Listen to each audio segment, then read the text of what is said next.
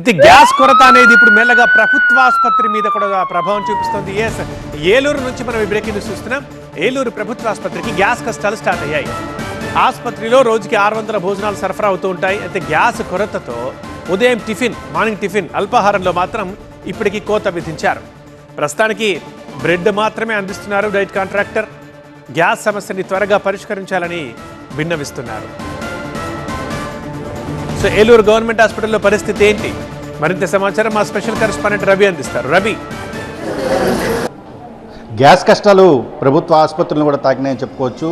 ఏదైతే ఆసుపత్రుల్లో ఇన్పేషెంట్గా ఉంటారో వారందరికి కూడా మధ్యాహ్నం భోజనం, రాత్రి డిన్నర్తో పాటు ఉదయం పూట టిఫిన్ కూడా ఇక్కడ ఏర్పాటు చేస్తారు. మొత్తం పేషెంట్తో పాటు పేషెంట్ అటెండర్స్ కూడా భోజనాలు అందించే కార్యక్రమం ఉంటుంది. ఏలూరు ప్రభుత్వ జనరల్ ఆసుపత్రిలోనే పూటకి దాదాపుగా సుమారుగా 300 మందికి భోజనాల పంపిణీ అనేది జరుగుతూ ఉంటుంది. అయితే గ్యాస్ దొరక్కపోవడంతో వీరు కూడా చాలా ఇబ్బందులు పడుతూ ఉన్నారు. మెనూ కూడా మార్చాల్సినటువంటి పరిస్థితి వస్తుంది. అసలు ఎలాంటి సిచ్యువేషన్ ఇక్కడ ఎదుర్కొంటున్నారు? ఆహారం తయారు చేయడానికి, భోజనాలు వడ్డించడానికి మనుషులను కొట్టి మనతో మాట్లాడేందుకు కాంట్రాక్ట్ కూడా ఉన్నారు. సార్ చెప్పండి, ఏంటి ఇప్పుడు ప్రస్తుతం సిచ్యువేషన్ ఎలా ఉంది? గ్యాస్ పరిస్థితి అసలు ఏం దొరకట్లేదు సార్. కమర్షియల్ గ్యాస్ బండ్లలో ఎక్కువ రేట్లు కొనుక్కొని మేము ప్రస్తుతానికి కాలం గడుపుతున్నాము. ఏ రోజు నేను సప్లై చేయగలుగుతాను, ఏ రోజు చేయలేను అని చెప్పి ఆందోళన నాకు ఎక్కువ అవుతుంది. గవర్నమెంట్ వారు, సివిల్ సప్లైస్ వారు పూర్వం సబ్సిడీ మీద గ్యాస్ సప్లై గవర్నమెంట్ హాస్పిటల్స్కి వాటికి సప్లై చేసినట్టు మాకు కూడా గవర్నమెంట్ హాస్పిటల్కి కూడా సప్లై చేసేవాళ్ళు.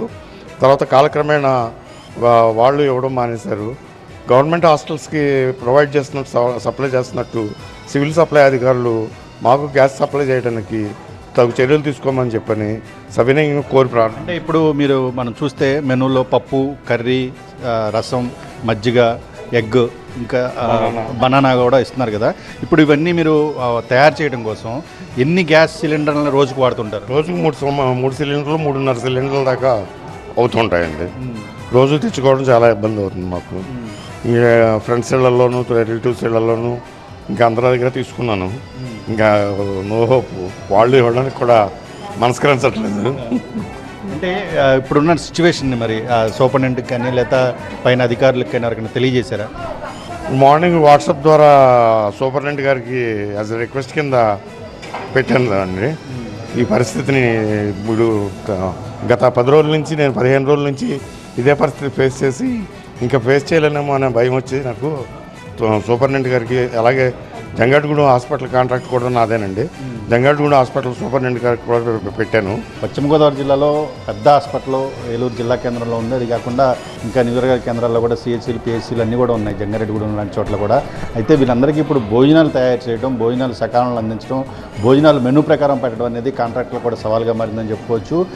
ఆసుపత్రులు, ఆలయాలు, అదేవిధంగా హాస్టల్స్ వీటన్నింటిని కూడా ప్రత్యేక కేటగిరీగా పరిగణించి అటు అధికారులు కానీ, ఉన్నతాధికారులు, అటు రెవెన్యూ అధికారులు, డీలర్లు కూడా వీరికి లోటు లేకుండా, కొరత లేకుండా చూడాల్సిన అవసరం అయితే కనిపిస్తోంది. కెమెరా దుర్గతో రవి, TV9 ఏలూరు నుంచి.